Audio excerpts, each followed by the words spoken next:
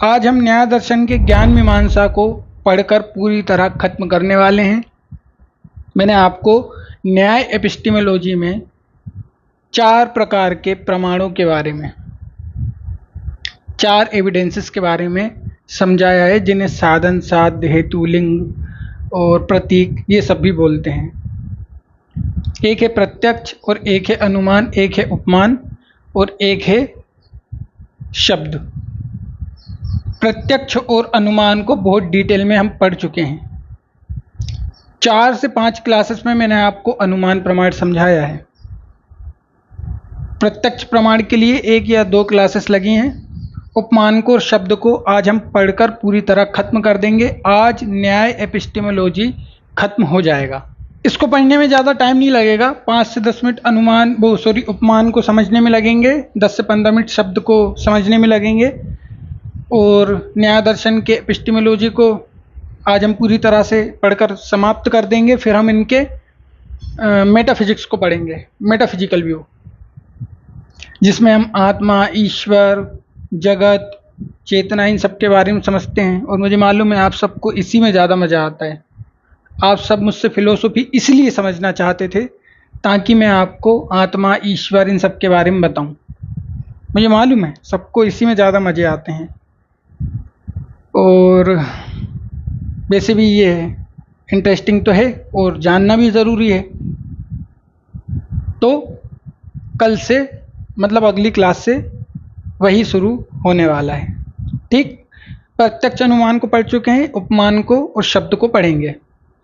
याद करो, मैंने आपको 16 पदार्थ और 12 प्रमेय पढ़ाए थे। अभी हम केवल अनुमान प्रमाण के, प्रत्यक्ष प्रमाण के, उपमान प्रमाण के, शब्द प्रमाण के इन इम्पोर्टेंट टॉपिक्स को ही पढ़ रहे हैं। अभी हमने प्रमेय पर जाना शुरू नहीं किया है। याद करो, 16 पदार्थ और 12 प्रमेय। मोक्ष के लिए इनका ज्ञान होना ज़रूरी है। 16 पदार्थ में प्रमाण है, प्रमेय है और अंत में निग्रह स्थान है। अभी हम केवल पहले ही पदार्थ को पढ़ रहे थे, जिसको हम कहते हैं प्रमाण। प्रमाण में हमने किसको पढ़ा? प्रत्यक्ष को, अनुमान को, उपमान को, शब्द को। इसके बाद हम दूसरे वाले पदार्थ पर पहुंचेंगे, जिसे हम कहते हैं प्रमेय। याद करो, इससे पहले वाली क्लास में मैंने आपको हेत्वाभास के बारे में पढ़ाया, जो कि एक पदार्थ है न्याय दर्शन का, जिसे जानना बहुत ज़्यादा ज़रूरी है। ये न्याय दर्शन कहता है क्यों ज़रूरी है? ज्ञान के लिए और मोक्ष के लिए। मैंने आपको अनुमान के अवयव समझाए। अवयव क्या है? ये भी न्याय दर्शन का एक पदार्थ है 16 पदार्थों में से, जिसे समझना ज़रूरी है। क्यों ज़रूरी है? ज्ञान के लिए और मोक्ष के लिए। न्याय दर्शन का उद्देश्य ये है कि आपको ज्ञान प्रदान किया जाए, आपको समझाया जाए कि सही ज्ञान क्या है, गलत ज्ञान क्या है, और आपको मोक्ष प्राप्ति हो, ये न्याय दर्शन चाहता है। ठीक, इसके अलावा न्याय दर्शन ने आपको समझाया ज्ञान क्या है। ज्ञान मीमांसा को पढ़ने से पहले मैंने आपको समझाया कि ज्ञान क्या है न्याय दर्शन के अनुसार, उसके प्रकार क्या हैं, सही ज्ञान और गलत ज्ञान में कैसे अंतर किया जाता है। उसके बाद हमने प्रत्यक्ष, अनुमान, प्रत्यक्ष और अनुमान को पढ़ा, उपमान को और शब्द को भी पढ़ा थोड़ा थोड़ा, लेकिन इन दोनों को बहुत ज़्यादा डिटेल में समझा। आज हम उपमान को, शब्द को डिटेल में समझेंगे। तो सबसे पहले मैं उपमान प्रमाण को ले रहा हूँ। उपमान, ठीक, ध्यान रखना, उपमान को सादृश्यात्मक या फिर समानता का ज्ञान भी कहा जाता है। Knowledge of similarity. यहाँ पर इक्वालिटी वाली समानता की बात नहीं हो रही है, सिमिलरिटी वाली, मतलब समान जैसा कुछ दिखता है, कुछ ऐसा दिखता है जो हम कहते हैं कि ये असली हो सकता है या नकली हो सकता है। ठीक है, अभी मैं आपको डिटेल से समझाऊंगा, आप सब समझ जाओगे। ठीक, उपमान को हम क्या कहते हैं? और सादृश्यात्मक या फिर समानता का ज्ञान। उपमान की परिभाषा बहुत सरल है। उपमान की परिभाषा है संज्ञा और संघीय। इसको बोलना थोड़ा कठिन है, संज्ञी। संज्ञा और संज्ञी के संबंध को उपमान कहते हैं। परिभाषा क्या है? एक है संज्ञा और एक है संज्ञी। इनके इंग्लिश ट्रांसलेशन आप मुझे कमेंट करके बताना, ठीक? ये काम मैं आप पे छोड़ता हूँ। संज्ञा और संज्ञी का संबंध, ये क्या है? ये उपमान है। इसको सरल भाषा में समझो। संज्ञा का मतलब है नाम और संज्ञी का मतलब है नामी। मतलब नाम और नामी का जो संबंध होता है उसे हम उपमान कहते हैं, ठीक? लेकिन उपमान कब सही होता है, उपमान प्रमाण को हम कब सही मान सकते हैं, ये जानना ज़्यादा इम्पोर्टेंट है। अभी भी आपको ये बात मुझे पता है समझ में नहीं आई। एक एग्जाम्पल से समझो। अभी आपको पता है कि पहलगाम में आतंकवादी पकड़ाए गए। वो 4 आतंकवादी नहीं पकड़ाए, लेकिन उनके अलावा कुछ आतंकवादी पकड़ाए, ठीक? और भी जगह पर बहुत सारे आतंकवादी पकड़ाए गए हैं। खोज चल रही है, हमारी सेना लगी हुई है पूरे टाइम। पहलगाम पर जब हमला हुआ तो आतंकवादी तो हमला कर कर क्या हुआ, भाग गए। अब कुछ लोगों ने क्या बताया कि उनकी लंबी लंबी दाढ़ियाँ थी, उनकी ऐसी आँख थी, उनका चेहरा ऐसा दबा हुआ था, उनका मतलब और क्या कह सकते हैं, शरीर ऐसा था, मतलब बहुत सारी डिटेल उनने दी। उसके आधार पर जो स्केच आर्टिस्ट होते हैं उन्होंने क्या किया, एक फ़ोटो तैयार किया और उस फोटो को सेना को दे दिया। अब सेना क्या कर रही है, उस फोटो के माध्यम से आतंकवादियों को ढूंढ रही है, ठीक? इसका उपमान से क्या लेना है? ये उपमान प्रमाण है। कैसे? जब हम किसी नाम को बता देते हैं, नाम मतलब कि भाई वो ऐसा दिखता है, वैसा दिखता है, उसका चेहरा ऐसा है, उसका मुंह वैसा है, मतलब कोई विश्वास योग्य व्यक्ति जब ये सारी चीज़ें बताता है, विश्वास योग्य व्यक्ति बहुत ज़रूरी है, एक ऐसा व्यक्ति जिस पर विश्वास किया जा सकता है, जिस पर हम भरोसा कर सकते हैं कि हाँ भाई ये बंदा सही बोल रहा होगा। जैसे आप मुझ पर भरोसा करते हो कि मैं आपको पढ़ा रहा हूँ तो सही पढ़ा रहा हूँ, ठीक है? तो ऐसा कोई विश्वास योग्य, मतलब एक्सपर्ट हो या कोई स्पेशलिस्ट हो या कोई आई विटनेस हो, ऐसा बंदा अगर कुछ बता रहा है तो हम कह सकते हैं कि हाँ ये सही बोल रहा होगा, ठीक है? तो उस फोटो को सेना क्या करेगी, सही मानेगी और क्या करेगी, उसके थ्रू आतंकवादियों को ढूंढना शुरू कर देगी, उनकी रिसर्च शुरू हो जाएगी। तो उन्होंने क्या किया, जिन्होंने देखा था आतंकवादियों को, उन्होंने क्या किया, नाम बता दिया। नाम बता दिया मतलब कि वो ऐसा दिखते हैं, वैसा दिखते हैं, उनके स्ट्रक्चर के बारे में बता दिया, उनके क्वालिटी के बारे में बता दिया, ये सब बता दिया, ठीक? जब पैसा के वैसा व्यक्ति हमें मिल जाता है तो उसे हम कहते हैं नामी। एक है नाम कि ऐसा ऐसा है और एक है नामी कि जब वो हमें मिल गया। तो इस प्रकार के प्रमाण को हम कहते हैं उपमान। एक और एग्जांपल से समझो। जैसे मान लो आपने कभी शेर नहीं देखा, मान के चलना है आपको, लेकिन आपको किसी ने बता दिया, किसी विश्वास योग्य व्यक्ति ने, कि भाई वो शेर ऐसा होता है कि उसके बड़े बड़े बाल होते हैं, उसके बड़े बड़े पंजे होते हैं, दहाड़ता बहुत तेज है। और मान लो आप जंगल गए, आपने देख लिया कि हाँ ऐसा ऐसा व्यक्ति है, तो उसे आप क्या कहोगे, सॉरी व्यक्ति कह रहा हूँ, ऐसा ऐसा जानवर है, तो उसे आप क्या कहोगे, उसे आप कहोगे उपमान प्रमाण। ऐसा जो ज्ञान हमें मिलता है वो किससे मिलता है, वो हमें मिलता है उपमान प्रमाण से, ठीक? ये है उपमान प्रमाण। इसमें एक नाम होता है, नाम मतलब स्ट्रक्चर बता देना, क्वालिटी बता देना, और एक होता है नामी। नामी मतलब जो व्यक्ति असल में है, जो रियलिटी में, जो रियलिस्टिक है।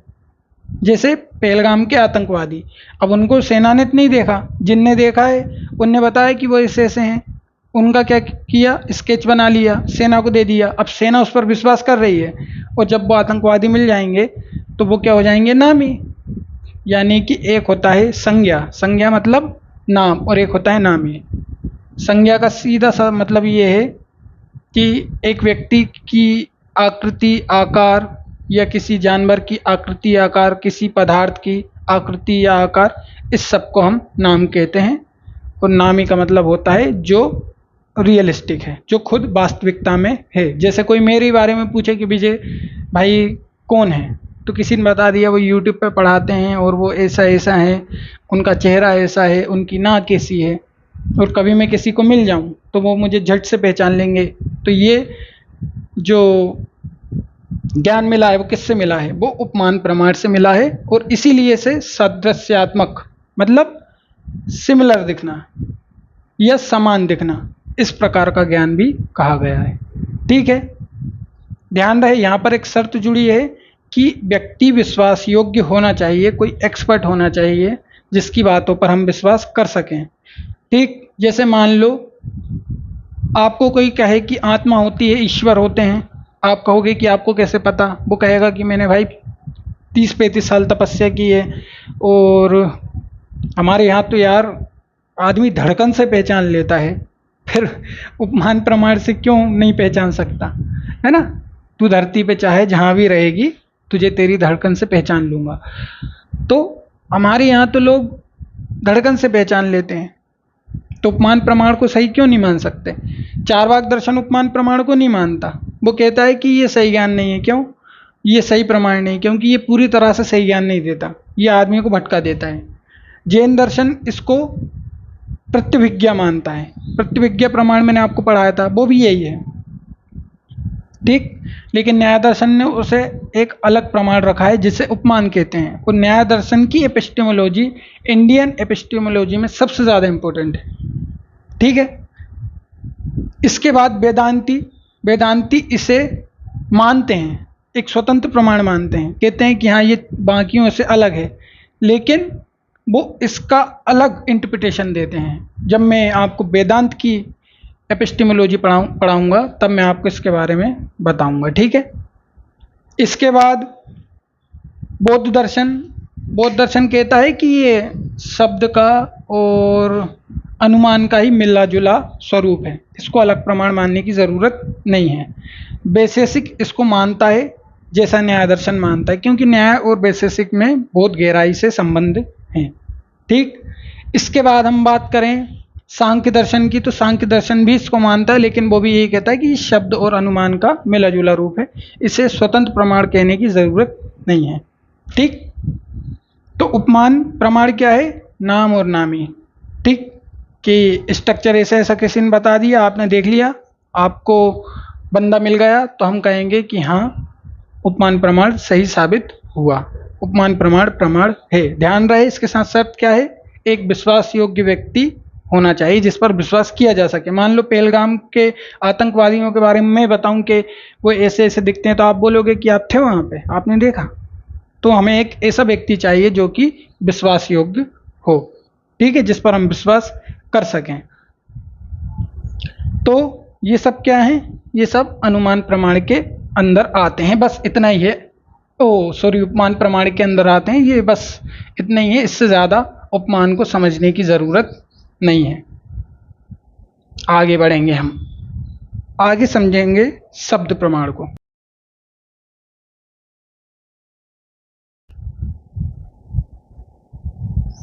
शब्द प्रमाण,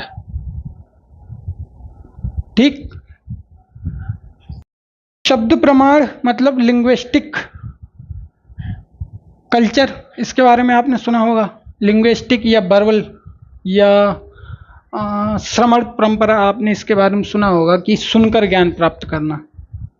शब्द प्रमाण का मतलब है जब ज्ञान, जब यथार्थ ज्ञान किसी विश्वास योग्य व्यक्ति के वचनों पर आधारित होता है तो उसे हम शब्द प्रमाण द्वारा प्राप्त ज्ञान कहते हैं। इसके साथ भी एक शर्त है कि व्यक्ति विश्वास योग्य होना चाहिए। ठीक, एक ऐसा विश्वास योग्य व्यक्ति जिस पर विश्वास किया जा सके, उसके बताए गए ज्ञान को हम शब्द प्रमाण द्वारा प्राप्त ज्ञान कहते हैं। ठीक है, यह शब्द प्रमाण की परिभाषा है। शब्द प्रमाण के साथ शर्त यह है कि व्यक्ति विश्वास योग्य होना चाहिए। जैसे कोई महात्मा, ज्ञानी, तपस्वी, कोई अच्छे एक्सपर्ट्स या स्पेशलिस्ट, कोई ऐसा बंदा जो कि बहुत अच्छा धर्मगुरु हो, जिससे ज्ञान हो कि हाँ भाई जो हमारे टेक्स्ट हैं वो ये कहते हैं, और वो अर्थ भी जानता हो उसका। ऐसे लोगों के शब्दों को हम शब्द प्रमाण कहते हैं। इनसे जो ज्ञान मिलेगा वो ज्ञान कैसा होगा? शब्द प्रमाण पर आधारित ज्ञान। जैसे मैं आपको यहाँ पर खड़े होकर पढ़ा रहा हूँ, मैं आपको कोई बुक तो नहीं दिखा रहा, और जब ज़रूरत पड़ती है तो मैं आपको स्क्रीन पे दिखा देता हूँ कि भाई ये चीज़ें हैं। तो आप मेरी बात पर क्या करते हो? विश्वास करते हो। क्यों? क्योंकि आपको पता है कि इस बंदे ने पढ़ा है, फिलोसफी को समझा है, ये जानता है इसके बारे में, इसलिए हम इसकी बात पर विश्वास कर सकते हैं, और ये ज़रूरी भी है। भाई शब्द प्रमाण ज़रूरी है। मान लो पहलगाम में जो आतंकवादी हैं, जिन्होंने लोगों को मार दिया, बेकसूर लोगों को, अब हम ये कहें कि नहीं वो शब्द प्रमाण को तो हम नहीं मानेंगे। क्यों? क्योंकि हमारी मर्जी, हम नहीं मानेंगे, तो ऐसे तो काम नहीं चलेगा। अब वो वहाँ के जो लोग हैं, जो जनता है, वो ये कहे कि नहीं भाई मानना पड़ेगा आपको, हमने देखा है ऐसे ऐसे लोग थे, तो आप उनको पकड़ो। अब वो कहें कि नहीं भाई हम तो नहीं मानेंगे, पुलिस वाले या हमारे सेना के लोग, कि नहीं हम तो नहीं मानते शब्द प्रमाण को, तो ऐसे काम नहीं चलता, मानना पड़ता है। ठीक है, इसे हम क्या कहते हैं? इसे हम कहते हैं शब्द प्रमाण। इसके साथ एक शर्त और है, ध्यान रखना। शब्द प्रमाण की पहली शर्त तो यह है कि एक विश्वास योग्य व्यक्ति होना चाहिए।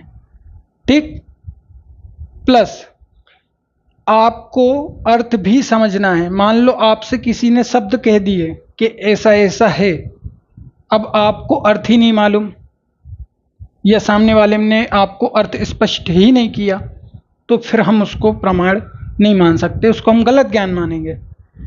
ठीक, अर्थ होना चाहिए, मीनिंग होना चाहिए, मीनिंगलेस नहीं होना चाहिए शब्द। ठीक है, शब्द प्रमाण दो प्रकार के होते हैं। एक होता है दृष्टार्थ शब्द। शब्द कितने प्रकार के होते हैं? दो। एक होता है दृष्टार्थ और एक होता है अदृष्टार्थ। एक को विजिबल, एक को इनविजिबल शब्द भी हम कह सकते हैं। ठीक है, ये आपको प्रत्यक्ष दिखने वाली वस्तुओं के बारे में ज्ञान करवाता है। इस दुनिया में जो भी आपको दिख रहा है उसका ज्ञान अगर आपको कोई शब्द के माध्यम से करवा रहा है तो हम कहते हैं कि यहाँ पर दृष्टार्थ शब्द प्रमाण का उपयोग किया गया है। ऐसे तत्व जिनका हम प्रत्यक्ष कर सकते हैं, जिनको हम परसीव कर सकते हैं, उसको हम कहते हैं दृष्टार्थ शब्द प्रमाण द्वारा प्राप्त ज्ञान। ठीक, ऐसे पदार्थ जिन्हें हम देख सकें, भौतिक पदार्थ। अदृष्टार्थ पदार्थ जिनका प्रत्यक्ष नहीं किया जा सकता, जैसे ईश्वर, आत्मा, चेतना, मन, ये सब। ये क्या है? ये अदृष्टार्थ शब्द से प्रमाणित होने वाले पार्ट्स हैं। ठीक, जैसे आपसे कोई कहे, कोई विश्वास योग्य व्यक्ति, जैसे भगवान बुद्ध जैसे विश्वास योग्य व्यक्ति, कि भाई आत्मा तो नहीं होती, क्यों, मैंने ध्यान किया मुझे तो नहीं दिखी। हाँ, आप देख लो, अगर आपको दिख जाए तो एक अलग बात है। जैसे भगवान श्री कृष्ण जैसा बंदा आपसे कहे, भगवान श्री कृष्ण जैसे महान महापुरुष आपसे ये कहें, या ईश्वर ये आपसे कहें, ईश्वर माना जाता है भगवान श्री कृष्ण को, कि मैं स्वयं ईश्वर हूँ, मैं स्वयं इस दुनिया को बनाता हूँ, तब आप क्या करोगे, उनकी बातों को मानोगे। क्यों? क्योंकि वो विश्वास योग्य हैं। जैसे हमारे यहाँ महावीर जी हैं, वो कहें कि आत्मा होती है, तो आप क्या करते हो, उनकी बात को मानते हो। और इससे ही कई संप्रदाय बढ़ जाते हैं। कुछ लोग महावीर के साथ निकल गए, क्यों? क्योंकि महावीर के शब्दों पर लोगों ने विश्वास किया। और जैन दर्शन तो यही कहता है, शब्द प्रमाण तब तक सही है जब तक वो किसी विश्वास योग्य व्यक्ति का होता है, जैसे तीर्थंकर, अरिहंत, महात्मा, संत। और ये केवल जैन धर्म के हों जरूरी नहीं है, ये बुद्धिज्म के भी हो सकते हैं, ये वेदांत के भी हो सकते हैं, मीमांसा के भी हो सकते हैं, चाहे किसी भी दर्शन की बात करो, ये सब के जो अरिहंत होते हैं उनको मानते हैं और ये कहते हैं कि सबकी बातें सही हो सकती है, क्योंकि वो विश्वास योग्य व्यक्ति होते हैं। जैसे मान लो आपसे कोई कहे कि एटम होता है, परमाणु, तो आप क्या कहोगे कि भाई हम तो नहीं मानेंगे, आप कहोगे कि कोई एविडेंस दो। लेकिन मान लो कोई वैज्ञानिक कहे, बहुत महान वैज्ञानिक, कि एटम है, एटम के अंदर 3 मौलिक कण हैं, इलेक्ट्रॉन, न्यूट्रॉन और प्रोटॉन। फिर वो कहें कि इसके अंदर भी कुछ है, फिर वो कहें इसके अंदर भी कुछ है, स्ट्रिंग्स वगैरह हैं, तो आप इनको क्या करते हो, मानते हो। क्यों? क्योंकि ये साइंटिस्ट ने बोला है। क्यों? क्योंकि उसने परसीव किया है। जैसे मान लो कोई बहुत महान महात्मा है या धर्मगुरु हैं, वो आपको ग्रंथों के बारे में बता रहे हैं, तो आप उनकी बातों को मानते हो। क्यों मानते हो? क्योंकि आपको पता है कि इन्होंने धर्म ग्रंथों का अध्ययन किया है। ठीक है, तो एक होता है दृष्टार्थ शब्द और एक होता है अदृष्टार्थ शब्द। दृष्टार्थ शब्द जो कि हमें प्रत्यक्ष या फिर दिखने वाली या इंद्रियों द्वारा महसूस की जाने वाली वस्तुओं के बारे में ज्ञान करवाता है, उसे हम कहते हैं दृष्टार्थ शब्द। और जो अप्रत्यक्ष वस्तु, जिनका प्रत्यक्ष नहीं कर सकते, जैसे ईश्वर, आत्मा, चेतना, मन, सुख दुख, इन सब का ज्ञान कौन करवाता है? इन सब का ज्ञान करवाता है अदृष्टार्थ शब्द। ठीक है, इसके बाद आगे समझो।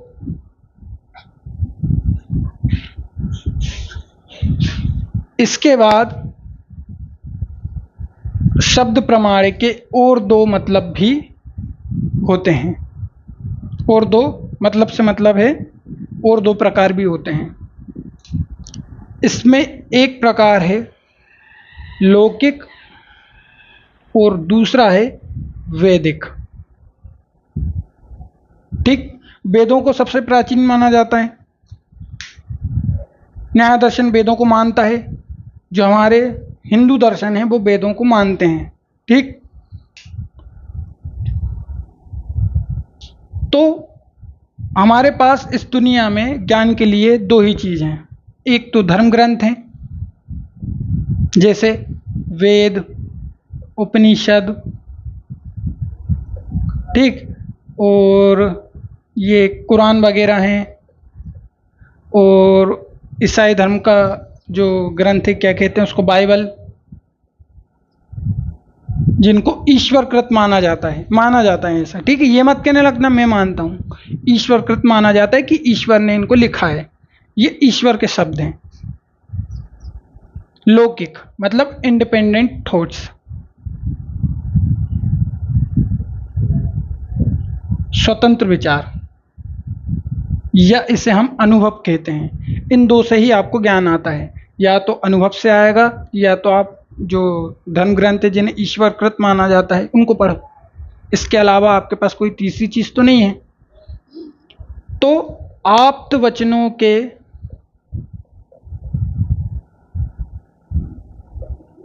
शब्दों को हम शब्द प्रमाण कह सकते हैं। जैसे वेदों में लिखा है कि ईश्वर है, या वेदों में लिखा है कि आत्मा है, देवता है, तो आप मानोगे। क्यों? क्योंकि ये ईश्वर की वाणी है, इसीलिए इन्हें हम क्या मान सकते हैं? सही मान सकते हैं। हालांकि बौद्ध, जैन और चारवाक जैसे दर्शन वेदों को नहीं मानते। लौकिक, लौकिक मतलब इंडिपेंडेंट थॉट्स। कैसे इंडिपेंडेंट थॉट्स? जो कि आपको अनुभव से आए हैं, जो आपने दुनिया देखी है उससे आए हैं। जैसे मान लो भाई किसी ग्रंथ में ये तो नहीं लिखा है कि इलेक्ट्रॉन्स होते हैं, प्रोटॉन्स होते हैं, पॉजिट्रॉन्स होते हैं, स्ट्रिंग्स वगैरह होती हैं, डार्क मैटर होता है। तो आपने क्या किया है, इसका लौकिक अनुभव लिया है। लौकिक अनुभव मतलब अपने बुद्धि से एनालिसिस करके, आपने दुनिया का अनुभव करके, रिसर्च करके, शोध करके, इन सब से क्या किया है, अनुभव लिया है। तो ये क्या है, ये लौकिक ज्ञान है जो कि ग्रंथों में नहीं पाया जाता। जैसे आज हमने एआई बनाया, तो एआई क्या है, ये भी एक लौकिक ज्ञान है। कंप्यूटर बनाया, ये क्या है, ये भी एक लौकिक ज्ञान है जो कि हमें ग्रंथों में नहीं मिलता।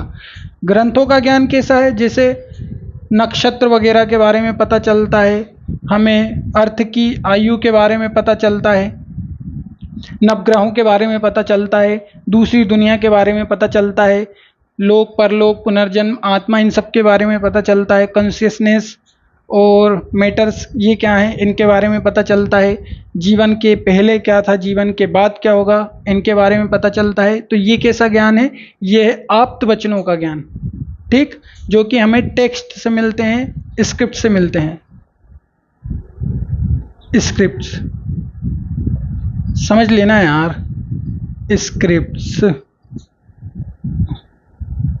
ठीक, जैसे वेद, उपनिषद, कुरान, बाइबल, ठीक। तो एक ये हैं और एक ये है, ये दो प्रकार के और शब्द हैं जिन पर विश्वास कर सकते हैं। हाँ, आपका मन नहीं है मत करो, कोई दिक्कत नहीं है, आगे चलते हैं। इसके बाद में आपको थोड़ा सा और समझा दूं। क्या समझाना है मुझे आपको? मुझे आपको समझाना है कि शब्द और वाक्य क्या है। भाई मैंने आपको कह दिया कि शब्द को मानना है, आपको प्रमाण मानना है। शब्द मतलब सुनकर ज्ञान प्राप्त करना, ठीक है। सुनकर, या जो हमारे महात्माओं द्वारा लिखे गए ग्रंथ होते हैं उनका अध्ययन करके ज्ञान प्राप्त करना शब्द प्रमाण है। ये तो आप समझते होंगे, ये तो बहुत आसान है। और इसी के चक्कर में बहुत बुराइयां भी फैलती हैं। जैसे शंकराचार्य जी हैं, उन्होंने कहा कि ब्रह्म सत्यम जगत मिथ्या। बहुत सारे लोग इसको मानते हैं, शंकराचार्य जी के पीछे चल दिए। बुद्ध ने कहा आत्मा नहीं है, बुद्ध के पीछे चल दिए। समस्या तो है इस देश में, है ना। शब्द वाक्य क्या है? मैं आप लोगों को एक बात बोलता हूं, इसको मानना। दुनिया में कभी भी किसी से भी बहुत जल्दी प्रभावित मत हुआ करो। इस देश में आदमी कभी बुद्ध से प्रभावित हो जाता है, कभी महावीर से प्रभावित हो जाता है, कभी शंकराचार्य से, कभी रजनीश ओशो से, मुझसे भी हो जाते हैं कई लोग। क्यों होना है प्रभावित? प्रभावित होना बुरा नहीं है, लेकिन क्यों होना है? भाई बुद्ध ने कह दिया आत्मा नहीं है, ओशो ने कह दिया कि ऐसा सही है, महावीर ने कह दिया कि आत्मा है, शंकराचार्य ने कह दिया ब्रह्म सत्यम जगत मिथ्या। तो कब तक दूसरों के ऊपर आश्रित रहकर, दूसरों पर डिपेंड रहकर उनके पीछे भागते रहोगे? अपना खुद का भी तो कुछ करो, खुद के विचार दो दुनिया को। बुद्ध तो नहीं भागे किसी के पीछे, महावीर तो नहीं भागे, खुद एनालिसिस किया, खुद ने दुनिया को समझने की कोशिश की। कब तक दूसरों के पीछे भागोगे? कब तक लोगों से इफेक्टिव होते रहोगे? इफेक्टिव होना बुरा नहीं है, लेकिन उन पर आश्रित हो जाना, डिपेंडेंट हो जाना, ये बुरा है, ये नहीं करना चाहिए, ठीक है। तो शब्द क्या है और वाक्य क्या है? क्योंकि इसी से शब्द प्रमाण आता है। तो वाक्य है शब्दों का समूह।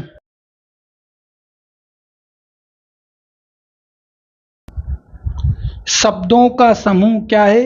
वाक्य है। शब्दों के एक ग्रुप को हम वाक्य कहते हैं। लेकिन ऐसा नहीं, एक सुव्यवस्थित ग्रुप होना चाहिए। जैसे मैं कह दूं राधा परमाणु बम खाना खाती है। आप कहोगे ये परमाणु बम की क्या ज़रूरत है, या मैं लिख दूं खाना राधा है, बस इतना लिख दूं। आप कहोगे ये क्या है, ये भी एक ग्रुप है लेकिन इसका कोई मीनिंग नहीं है। तो एक ऐसा शब्दों का समूह जो कि सुव्यवस्थित हो और जिसका कोई अर्थ हो, उसे हम कहते हैं वाक्य।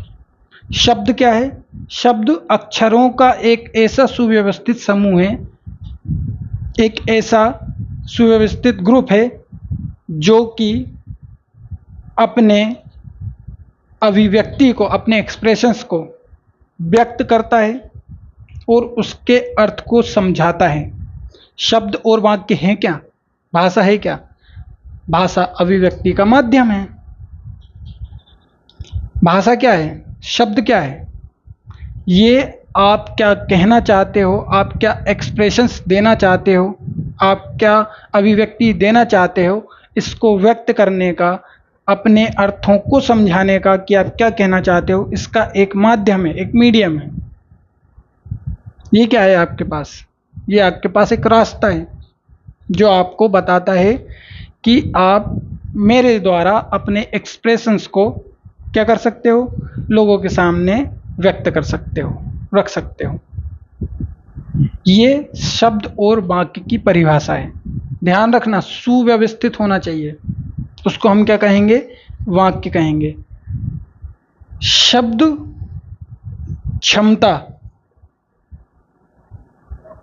है ना, शब्द की कैपेसिटी, शब्द की या लैंग्वेज की कैपेसिटी हम उसको कहते हैं जो कि हमारी भावनाओं का अर्थ समझा सके, भावनाओं के अर्थ को व्यक्त करना। ये क्या है, ये शब्द की क्षमता है। शब्द की शक्ति क्या है, शब्द की शक्ति भी यही है। शब्द की क्षमता या शब्द की शक्ति इसी को कहते हैं कि ये आपके भावनाओं के अर्थ को व्यक्त कर सकती है। ये क्या है, ये शब्दों की शक्ति है, स्ट्रेंथ है, पावर है, पोटेंशियल है। किसकी, शब्द की। ठीक, शब्द कैसा होना चाहिए, सुव्यवस्थित। शब्द की शक्ति या क्षमता क्या है कि वो अर्थ को व्यक्त कर सकता है। ये सब आपको समझना इसलिए ज़रूरी है क्योंकि आप शब्द प्रमाण को यूज़ करते हो जीवन में। तो भाई आपको कोई शब्द कह दे, कैसे शब्द कह दे कि मैंने कल देखा कि आसमान में घोड़े उड़ रहे हैं, तो आप क्या मान लोगे, आप देखो पहले अर्थ। मान लो कोई कहे कि घोड़े में आसमान उड़ रहे हैं, तो आप क्या देखोगे पहले कि भैया ये तो सुव्यवस्थित ही नहीं है, इनमें तो कोई सीक्वेंस ही नहीं है, कोई सिस्टमेटिक व्यवस्था या कोई सिस्टम वगैरह हमको नहीं दिख रहा है, तो फिर ये क्या है, ये तो झूठ बोल रहा है ना। तो अर्थ सही होना चाहिए, सुव्यवस्थित होना चाहिए। ठीक, आगे समझते हैं।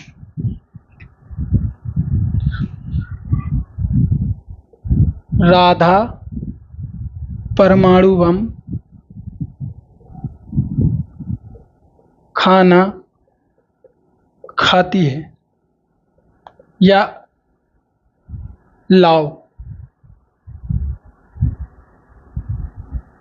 अब मैंने आपसे कह दिया राधा परमाणु बम खाती है, या राधा परमाणु बम खाना खाती है।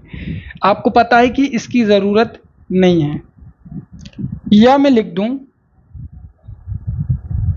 राधा है परमाणु बम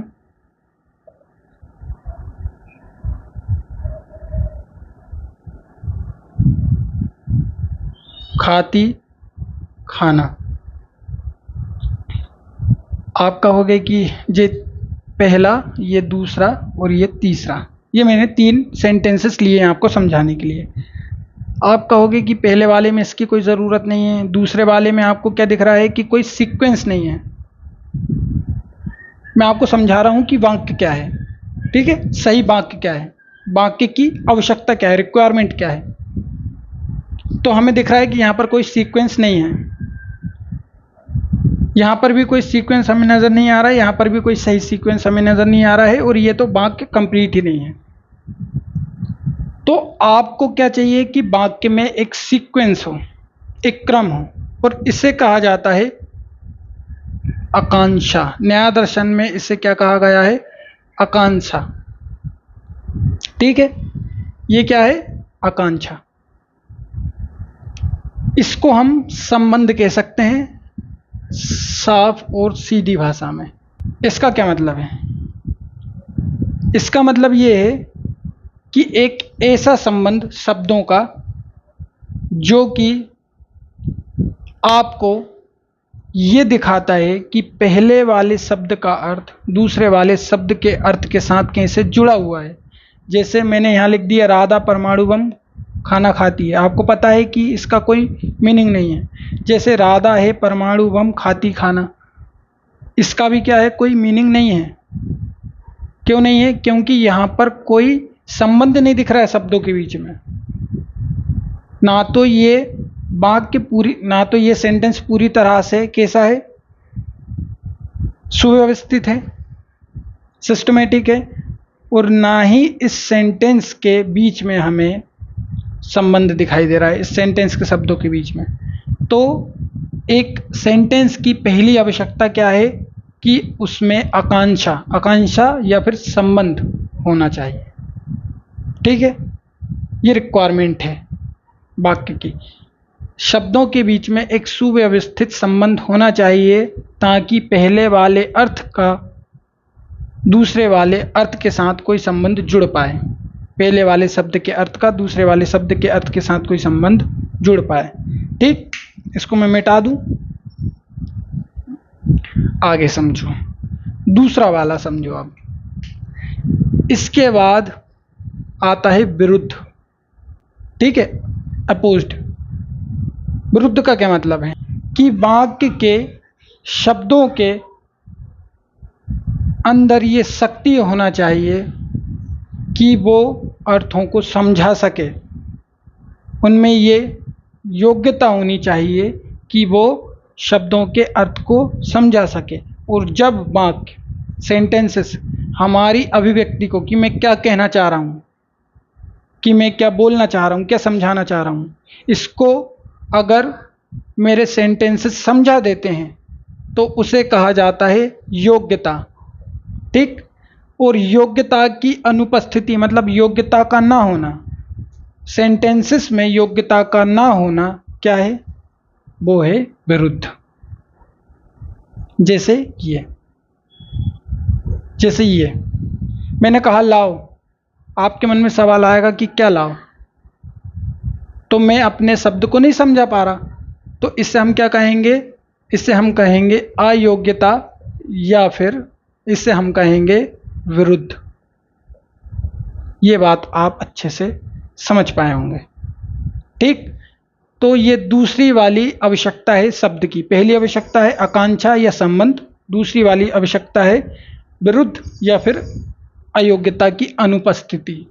ये दोनों वाक्य में नहीं होना चाहिए। आगे चलते हैं।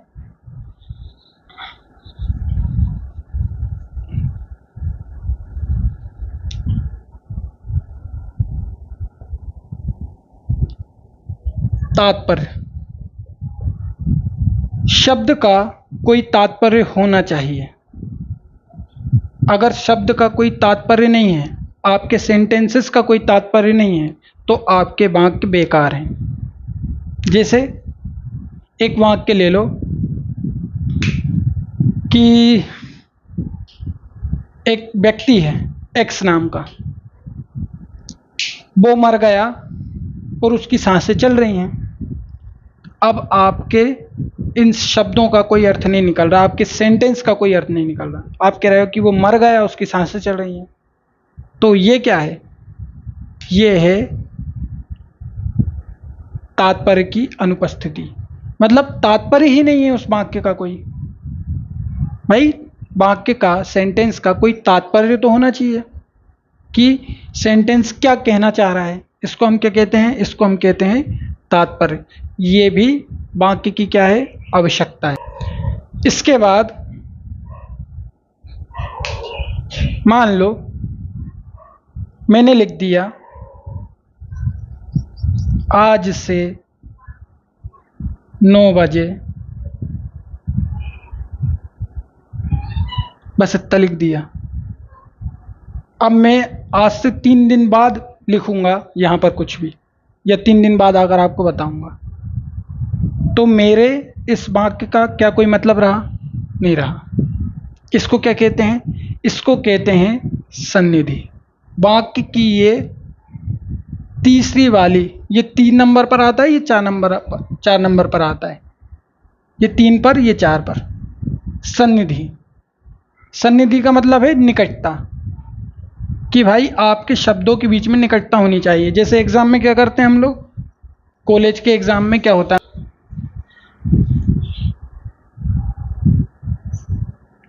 ये मान लो शीट है, मान के चलो, एक शब्द यहाँ, एक शब्द यहाँ, एक शब्द यहाँ, एक शब्द यहाँ, ये इतना खाली है।